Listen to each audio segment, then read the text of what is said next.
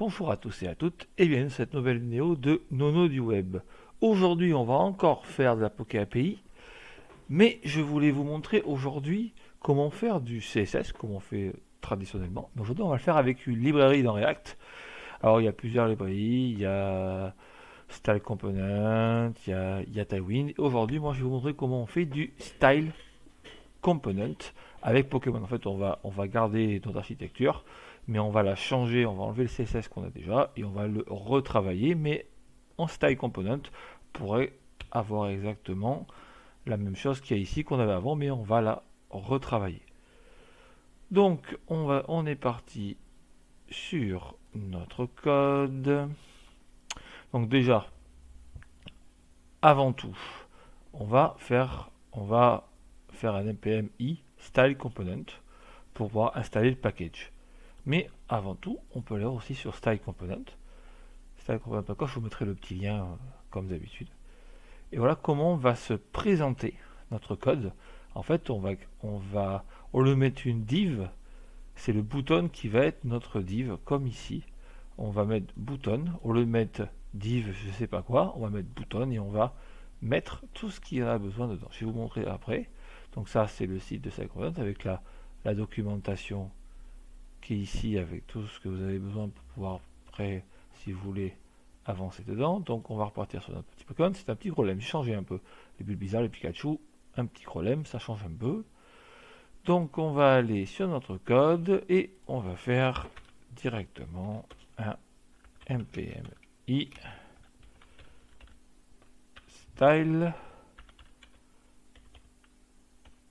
components. Donc ça va installer le package de style components tranquillement mais sûrement. Comme ça on va avoir notre petit package installé et on va refaire un npm start.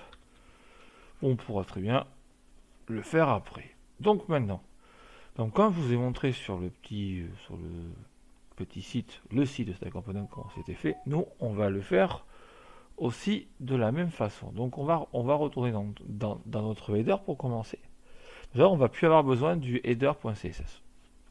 C'est fini parce qu'on va tout mettre sur la même feuille. Alors on peut faire ce que vous voulez, nous là on va vraiment tout mettre sur la même feuille. Donc là, on n'en a plus besoin. On va importer style component. Donc on va faire un import et là pour là on va avoir besoin de style. Hop, from. Si on l'écrit bien, c'est mieux. Hop. Et style components. Donc pendant comme on disait tout à l'heure, on va entourer. On va vraiment entourer notre div. Si plus une div, ça va vraiment être spécifique à la div qu'on va dire. Moi, ce que j'aime bien avec Style Component, c'est ça. C'est qu'on déjà, on va pouvoir vraiment être spécifique à ce qu'on veut faire sur un H1, sur un H2, spécifique sur notre div. Et deuxièmement, on va pouvoir mettre tous les noms. Si on veut mettre, si on a, je sais pas moi, nous on a 2 composants. Si on a 600 composants, on peut mettre 600 containers. Sans que ça s'entrechoque avec le CSS qu'on a là. Si on met un H Pokémon, un H-Pokémon comme là, si on le met ailleurs, les deux CSS vont s'entrechoquer. Là, pas du tout. C'est vraiment les deux choses qui sont vraiment top avec Style Component. Donc, on va faire comme ça, on va faire un const. Je vais l'appeler container égal style et je vais lui demander ce que je veux. Moi, pour l'instant, je veux une div. Et on met des backtitres. Voilà. Et là, à la place de là, on va mettre le container. Exactement là. Et ici. Et ici. Hop, on a oublié de mettre comme ça. Voilà. Exactement comme on va taper spécifiquement le même CSS qu'on avait mis avant. Sauf que là, voilà, maintenant on veut mettre une div classe truc. Maintenant on met le nom de la constante qu'on a mis, le container, et on l'a mis que c'était une div. On va faire pareil pour les images. On peut l'appeler const image égale style. Et là on lui dit bien que c'est une image. on met les backtitres. Et là, c'est pareil, on va remplacer tout ça, CTRL-D, CTRL-D, par image. Tout simplement, normalement on le fait du premier coup au lieu de tout remplacer. Là, c'est pour vous montrer comment ça fonctionne. Donc voilà, on va faire aussi du mobile first comme on a fait sur l'autre. On va faire exactement pareil. Donc là, on va pas s'embêter, du header CSS, ce qu'on avait avant, on va copier exactement ce qu'on a avant. Normalement, on le fait différemment, mais là, on va copier ce qu'on avait mis avant dedans.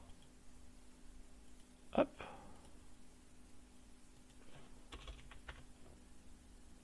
Et CTRL V.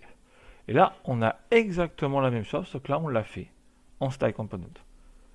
Avec la librairie Style Component. Et on a fait exactement la même chose. Donc là, sur la même page, on voit directement ce qu'on a mis dans le container, ce qu'on a mis dans l'image, et on l'a directement ici.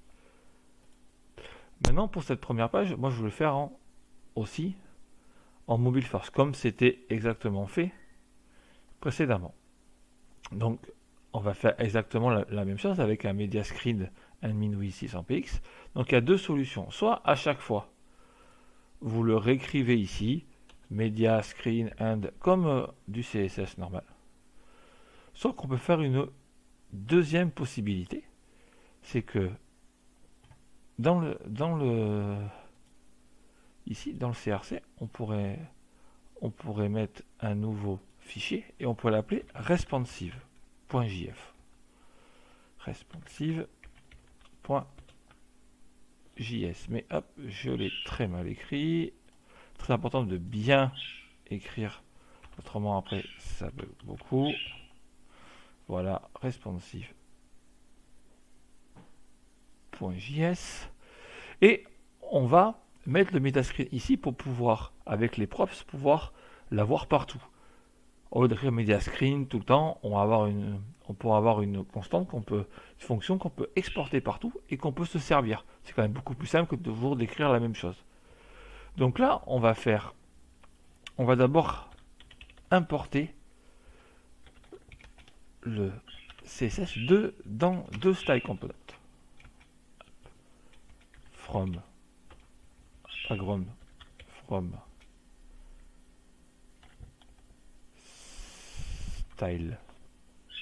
component. Et on va écrire notre fonction. On va de suite l'exporter. Donc export const. Alors moi je l'appelle desktop parce que c'est le fait d'être en mobile farm, donc on va passer sur le desktop avec ça. Donc desktop égale entre parenthèses, c'est une fonction fléchée. Et on va lui retourner le CSS return CSS et on va ouvrir les backtitres. Et c'est dedans qu'on va mettre notre media screen. Donc on va faire media online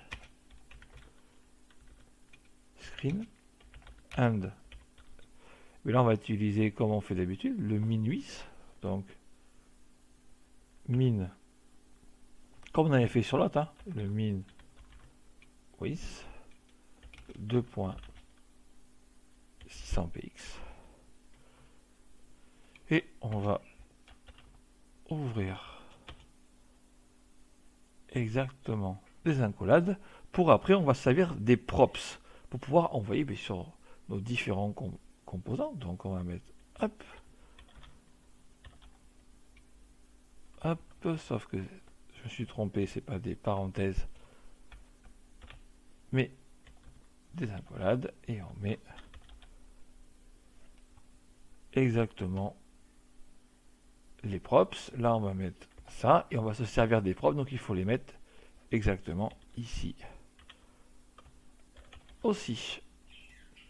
On va faire un petit document, hop, et voilà, notre fonction est prête. Elle peut être exportée et on va s'en servir exactement partout. Donc on va revenir ici, on va servir des props pour servir notre média online screen pour vraiment faire du mobile first. Donc on va aller ici et du coup là en CSS normal il fallait mettre media screen et mettre exactement tout en ligne comme ça en suivant le hash Pokémon, le hash image, tout ce qu'on avait besoin de modifier. Là on va le faire directement dans le container. Donc on va faire $,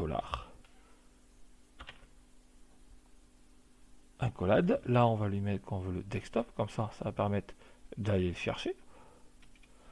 Et entre parenthèses et entre accolades, on va mettre ce qu'on veut modifier. Donc ce qu'on voulait modifier ici, c'était le flex direction en RAW. Donc on va lui mettre flex direction 2.RAW et on va lui mettre virgule et on voulait aussi modifier le justify content en special one. Donc justify content, on écrit en camel case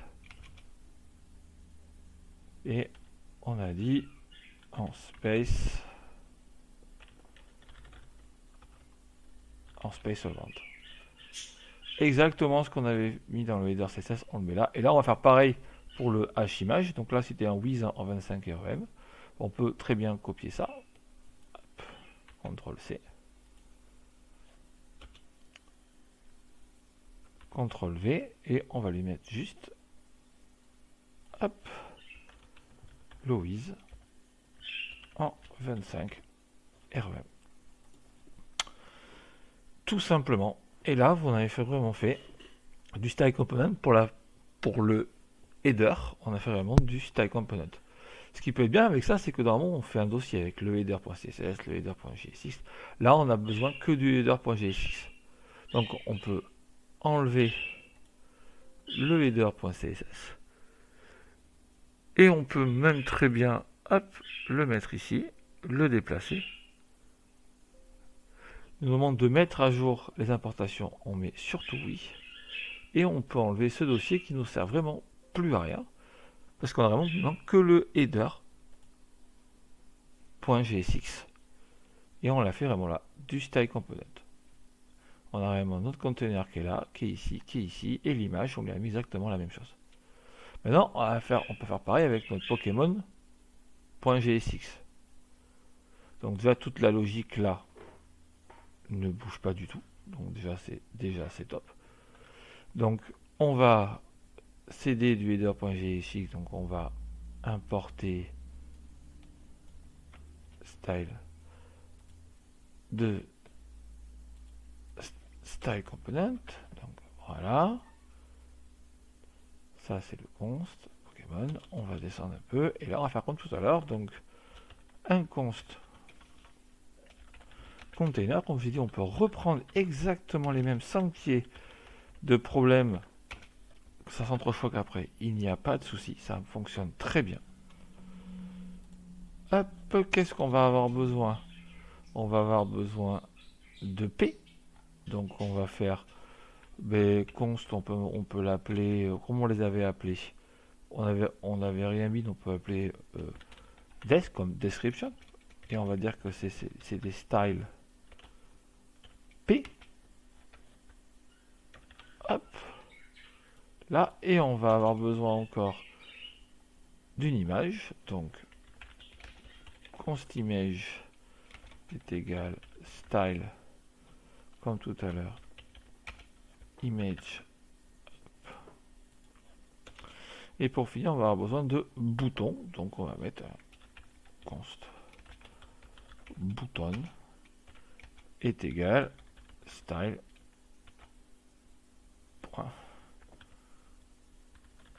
Bouton. Bon, pour l'instant, j'ai pas refait un npm start, parce qu'on va faire exactement la même chose. Ça, je vous montrerai à la fin que ça n'a pas bougé, mais ça sert à rien de faire des npm start pour voir parce qu'on fait exactement la même chose, mais c'est le code qui change.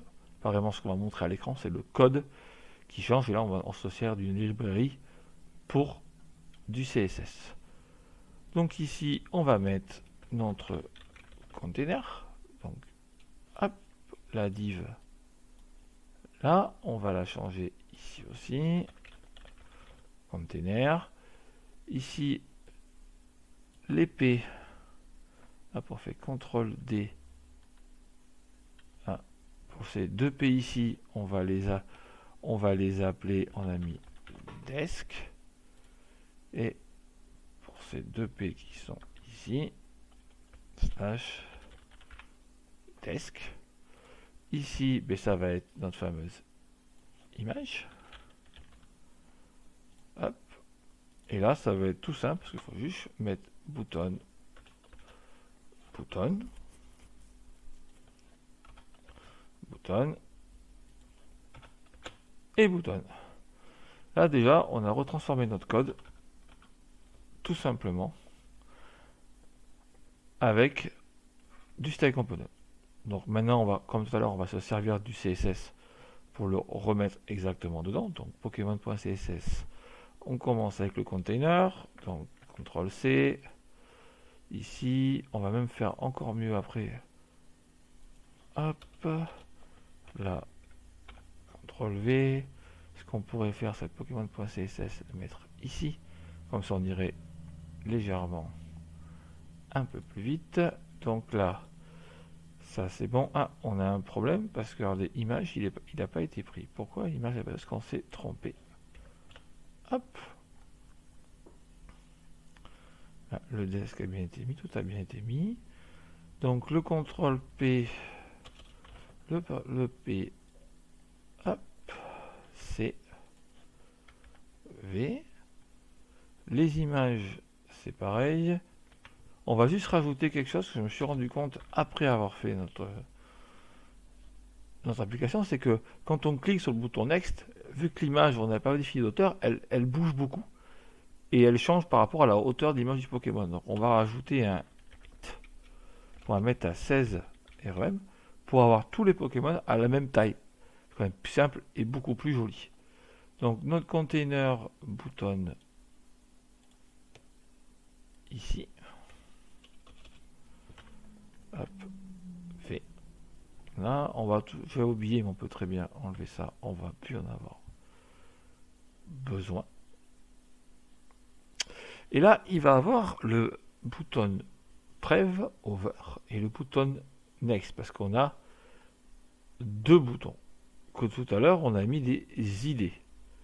Donc, soit on se sert des idées, soit on peut très bien essayer de passer par les child.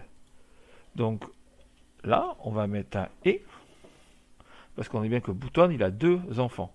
Le bouton Prev, qui est ici, et le bouton Next. Donc, on va aller par ce schéma-là, child, et nth child, moi je voudrais le 1, le nth 1, hop, là, et on va lui dire, ben c'est pareil, moi je veux un et, hop, over. Et dans celui-là, je veux que le background color soit celui-là, c'est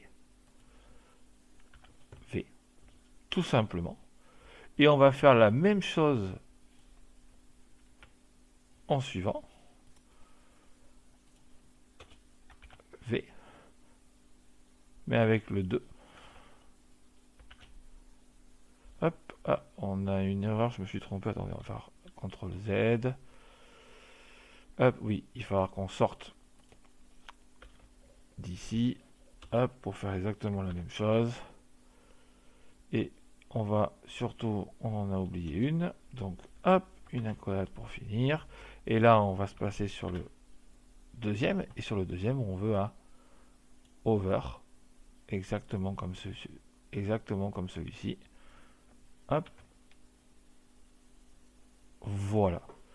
Et là, on vient d'utiliser les child, donc bouton, on voit bien que notre bouton a deux enfants, le bouton Prev et le bouton Next.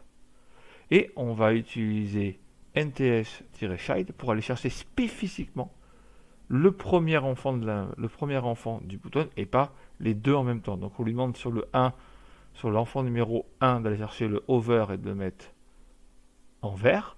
Et sur le deuxième enfant, on veut un over plutôt rouge. Voilà, tout simplement. Et on va finir, comme tout à l'heure, par faire... en plus, il n'y a que vraiment au niveau du conteneur P, donc du coup de notre description, de rajouter le mobile first. Donc on va commencer, on va aller là, on va aller le copier tout simplement. La petite phrase, ça de réinventer la roue, Pokémon.gsx. On va aller là, hop. On va surtout l'importer, tout simplement. Et il nous faut juste un font size de 4 REM. Donc on va faire comme ça, font size de 4 REM. Et là, on est bon. On a refait exactement la même chose en style component. On va mettre le document à jour. On va enlever le Pokémon.css ici. Le Pokémon.gsx, on va le sortir, on va le déplacer. Je veux mettre à jour toutes les importations. On voit bien tout à l'heure, il y avait 2./2.slash responsive, il n'y en a plus qu'un. Et on va enlever Pokémon. Donc maintenant, on va faire un npm start.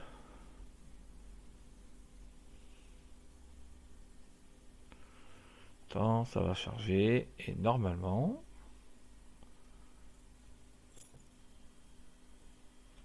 à part s'il y a une erreur, on corrigera directement l'erreur s'il y en a une, ça peut arriver. On l'a fait comme ça peut arriver d'avoir une erreur. C'est en train de tourner. Ah, nous avons 2 erreurs, donc on va corriger nos 2 erreurs. Avec le components Pokémon et le header dans l'app. Oui, on n'a pas changé dans l'app, donc il ne trouve pas ce qu'on a fait. Donc on va aller directement ici dans l'app et on va lui dire que normalement, si on fait exactement ça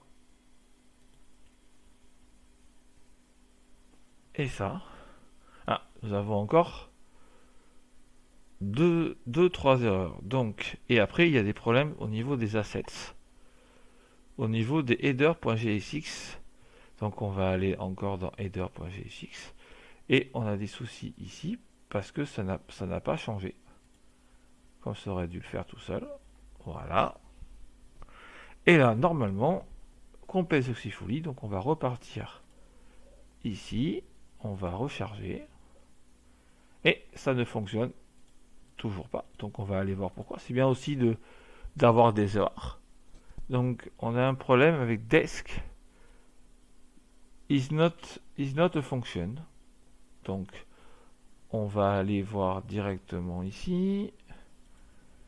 Et il y aurait un souci dans Pokémon avec desk parce qu'on a mis style desk au lieu de mettre un P.